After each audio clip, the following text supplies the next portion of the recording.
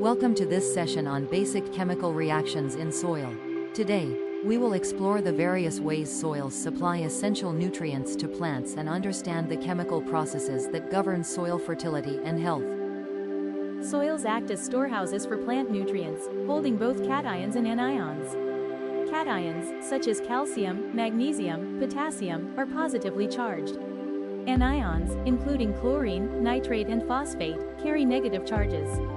These ions are essential for plant growth, and their balance within the soil is crucial for maintaining soil fertility.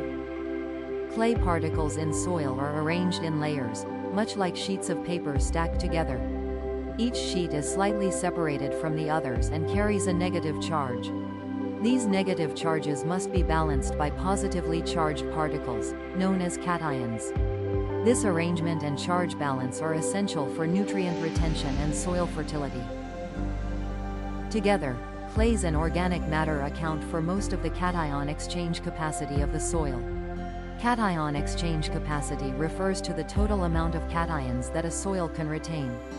The higher the exchange capacity, the better the soil is able to retain plant nutrients and other elements. The exact cation exchange capacity of soil depends on what type and how much clay it has, how much organic matter it has, and what its pH is. Some essential plant nutrients are negatively charged anions, such as nitrate, phosphate, sulfate, and chloride. Soils can retain these anions to varying degrees, depending on their chemical properties. Understanding how soils interact with different anions is important for managing nutrient availability and preventing nutrient loss. Phosphate retention in soil often involves the formation of new solid materials. When soluble phosphate from fertilizers enters the soil, it reacts with cations like aluminum, iron, and manganese. These reactions create new solid minerals, such as aluminum phosphate, which remain in the soil. This process helps keep phosphate available to plants while preventing it from leaching away. Another way phosphate is retained in soil is through anion exchange. Some soil clays have positive charges on their surfaces, often at the edges of their layer sheets. Anions like phosphate, with a negative charge, can be attracted to these positively charged sites, helping to retain phosphate in the soil and making it available for plant uptake. Phosphate can also be retained in soil through adsorption on oxide surfaces. Most soils contain minerals like aluminum oxides and iron oxides, which can coat clay particles or exist as fine particles themselves. Phosphate anions are strongly held by these oxide surfaces through chemical reactions, often forming double chemical bonds. This adsorption process helps keep phosphate in the soil, available for plant uptake while preventing it from leaching.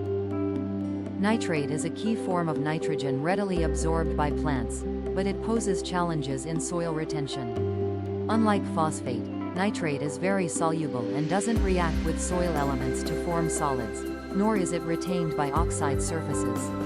It is held in soil only through weak anion adsorption, which many soils have limited capacity for, leading to weak retention of nitrate. Nitrate tends to stay in the soil solution and can be easily leached into water bodies if not absorbed by plants. This makes managing nitrogen applications crucial to prevent pollution. Sources of nitrate include manures and commercial fertilizers, which are quickly converted into this form. Nutrients move from soil to plants through a process called ion exchange. Nutrients are adsorbed onto soil particles and organic matter, which helps keep them in the soil and prevents them from being lost through runoff or drainage. As plant roots absorb nutrients from the soil solution, they may release other elements back into the soil.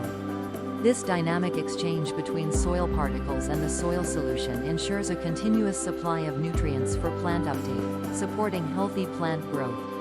When excessive amounts of nutrients are added to soil, the capacity of the soil to absorb them may be exceeded. Nutrients then cannot move from the soil solution onto soil particles. Nutrient concentrations then build up in the soil solution. In this diagram, the orange balls represent nitrate and the light green balls represent phosphate. With increased nutrients in the soil solution, there is increased likelihood that nutrients could be lost in runoff water or drainage water. Thank you for joining this session. I hope you found the information valuable for understanding how soil chemistry affects plant growth and soil health.